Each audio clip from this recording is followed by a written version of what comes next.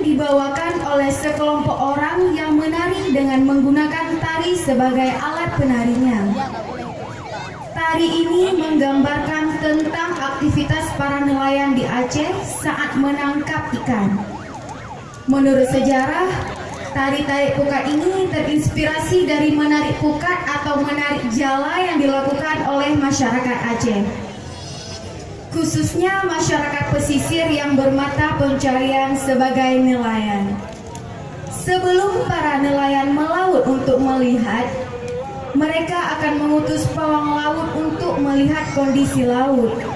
Setelah kondisi laut bagus menurut pawang laut, maka salah satu dari nelayan itu akan memberikan isyarat untuk segera menarik kapal ke perairan yang memungkinkan untuk mendayung kapal. Dan pada saat menangkap ikan, mereka melepas dan menarik jala tersebut dengan gotong royong.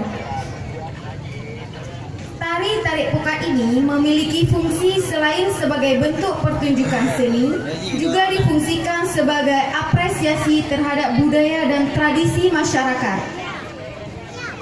Selain itu, pula tari ini memiliki makna yang mendalam, yaitu gambaran sikap bergotong royong yang semangat kebersamaan masyarakat yang direfleksikan dalam bentuk tarian. Salah satu hal yang paling menarik dalam tarian tarik pukat ini adalah di akhir tarian, ketika selesai menggait tali satu sama lain, penari menarik tali tersebut dan menjadikan sebuah rangkaian jaring atau jala. Tarik pukat.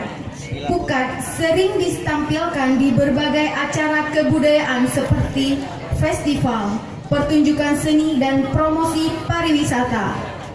Hal tersebut dilakukan sebagai bentuk usaha melestarikan dan memperkenalkan kepada generasi muda dan kepada masyarakat luas akan tari tarik pukat tersebut.